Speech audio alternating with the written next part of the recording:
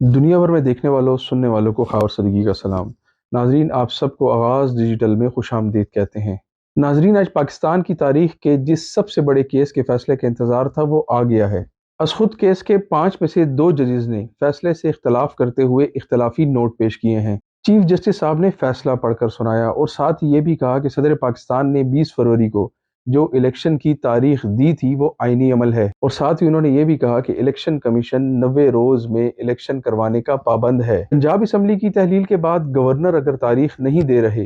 तो सदर पाकिस्तान तारीख दे सकते हैं। ताहम 9 अप्रैल को इलेक्शन करवाने पर इलेक्शन कमीशन से मशावरत की जा सकती है। केपी असम्बली की तहलील पर गवर्नर ने दस्तखत किए हैं, इसीलिए केपी में इलेक्शन की तारीख इलेक्शन कमीशन से मशावरत के बाद गवर्नर ही देंगे। लेकिन अगर फिर भी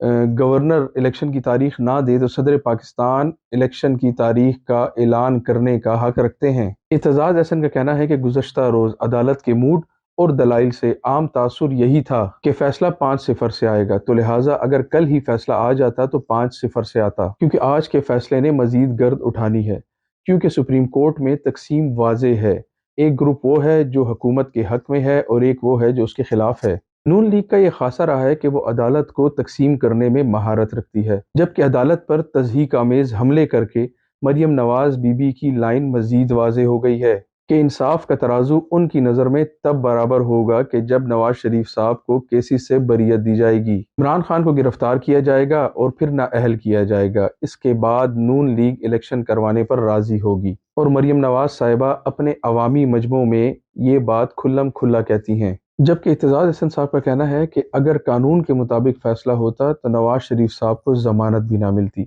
लेकिन नून लीग अब जब तक उनकी मर्जी के खिलाफ फैसला नहीं आएगा वो इलेक्शन की तरफ नहीं जाएंगे। इसीलिए चीफ जस्टिस को गैर फाल करने की बातें भी हो रही थी। ताकतवरों की जानिब से जस्टिस काजी फायज ईसा को मुतहर्रिक किया जा रहा है। वो अभी चीफ जस्टिस बने नहीं हैं, लेकिन खुद को चीफ जस्टिस से कम नहीं समझते, इसीलिए उन्होंने चीफ जस्टिस उमर अता बंदयाल साहब के अहकामात को मानने से इनकार कर दिया है, जैसा कि उन्होंने कराची रजिस्ट्री के 300 केसेस सुनने से इनकार कर दिया और इस्लामाबाद आ गए। इसीलिए चीफ जस्टिस साहब ने इन्हें इस्लामाबाद में होने वाली अहम कार्रवाइयों का हिस्सा बनने से रोक दिया। कहने वाले तो यहाँ तक कहते हैं कि चीफ जस्टिस ने अपने खिलाफ अंदरूनी बगावत को पहले ही भांप लिया था। दूसरी तरफ गुज़श्ता रोज इमरान खान साहब के इस्लामाबाद आमद के मनाजिर भी नाकाबिले फरामोश थे। इस्लामाबाद में इमरान खान साहब की 4 अदालतों में पेशी थी। इमरान खान साहब जब जमान पार्क से निकले तो उनके खिलाड़ियों ने, उनके सपोर्टर्स ने और उनके प्यार करने वालों ने दुआओं के हिसार में इमरान खान साहब को लाहौर से रवाना किया। मोटरवे पर हर इंटरचेंज में इमरान खान साहब का वालिहाना इस्तकबाल किया गया और उनका काफिला बड़ा होता रहा, और जब तक इमरान खान साहब इस्लामाबाद पहुंचे तो उनके साथ उनके सपोर्टर्स का और उनके चाहने वालों का एक जमे गफीर था। लेकिन यहाँ हैरत की बात यह है कि जिस तरह इमरान खान साहब लाहौर इस्लामाबाद हाई कोर्ट पहुंचे अपने सपोर्टर्स के साथ, इस जमे गफीर के साथ, तो पुलिस वहां से गायब हो जाती नजर आई, जिससे इस बात का अंदाजा लगाना मुश्किल नहीं कि इमरान खान साहब की सिक्योरिटी का वहां कोई इंतजाम मौजूद नहीं था, जबकि इससे पहले भी इमरान खान साहब पर एक हमला हो चुका है और अब भी इस बात का खतरा मौजूद है और हुकूमत भी इस बात का इतराफ़ कर चुकी है। मुझे इस बात पर शदीद हैरानगी भी हुई और हंसी भी आई कि जब कहा गया कि इमरान खान साहब पर हमला करने वाले को अदालत में सिक्योरिटी वजूहात की बिना पर पेश नहीं किया जा सकता, इसीलिए इसकी अदालत में हाजिरी वीडियो लिंक के जरिए करवा दी जाए, और पाकिस्तान के साबिक वज़ीर आज़म जनाब इमरान खान साहब को अदालतों में घसीटा जा रहा है। इसकी भी मिसाल नहीं मिलती। बहरहाल इमरान खान की जानिब से बाबर अवान साहब ने अदालत से सदा की थी कि F8 अदालत में इमरान खान साहब को सिक्योरिटी खदशात हैं, इसलिए अदालत को दूसरी जगह शिफ्ट कर दें, लेकिन अदालत उज़्मा ने इस दरख्वास्त को मुस्तरद कर दिया। लेकिन फिर इसी अदालत के सेशन जज जनाब ज़फ़र इकबाल साहब ने इमरान खान की तोशाखाना फौजदारी केस में ज़मानत खारिज कर दी और साथ ही नाकाबिले ज़मानत वारंट इशू कर दिए गए, और साथ ही अदालत ने समाअत को 7 मार्च तक के लिए मुलतवी कर दिया, और साथ ही ये भी कहा कि इमरान खान साहब जहां भी हों उन्हें गिरफ्तार करके 7 मार्च को अदालत में पेश किया जाए। दूसरी तरफ इंसदाद दहशतगर्दी की अदालत, बैंकिंग कोर्ट और इस्लामाबाद हाई कोर्ट ने 9 मार्च तक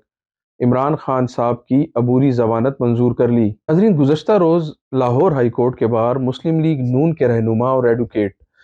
شاہنواز رانجھا صاحب نے کہا تھا کہ عمران خان صاحب اسلام آباد داخل ہو گئے ہیں، اب وہ جیسے ہی عدالتوں سے فری ہوں گے ان کو گرفتار کر لیا جائے گا۔ اس سے یہ بات تو صاف ظاہر تھی کہ کسی نہ کسی ایک کیس میں آج عمران خان صاحب کی ضمانت خارج کر دی جائے گی اور گرفتاری کا ماحول بنایا جائے گا، جبکہ ناظرین اسلام آباد کی فضائیں بتا رہی ہیں کہ حکومت قریب اپنے مشن میں کامیاب ہوتی نظر آ رہی ہے۔ لیکن یہاں آپ کو یہ بات بھی بتاتا چلوں کہ عمران خان صاحب کی گرفتاری ملک میں کسی بڑے انتشار کا پیش خیمہ ہوگی، اور اس بات کا اندازہ لگانا مشکل نہیں، لیکن تجربہ کار اس بات کا تجربہ بھی ضرور کریں گے اور پیچھے ہٹتے نظر نہیں آتے، اور کچھ دن عمران خان صاحب کے سیاسی مستقبل کے لیے فیصلہ کن ثابت ہوں گے۔ عمران خان صاحب جب کل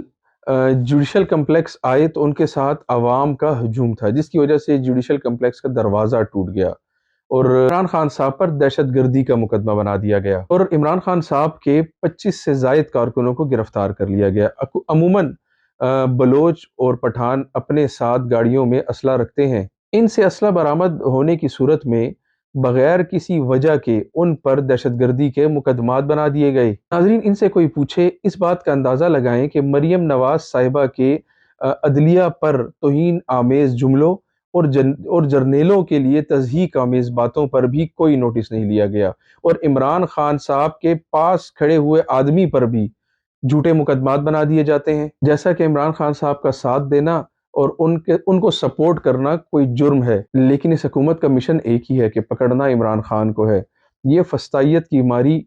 بوکھلائی ہوئی حکومت کا اس کے علاوہ اور کوئی مقصد نہیں۔ اب اللہ ہی اس موجودہ حکومت کو عقل دے، پتہ نہیں عمران خان صاحب کی دشمنی میں یا عمران خان صاحب کے بدلے کی آگ میں یہ ملک کا اور اس معیشت کا مزید کتنا نقصان کریں گے۔ اب تک کے لیے اتنا ہی، اپنا بہت خیال رکھیے گا۔ السلام علیکم ورحمۃ اللہ۔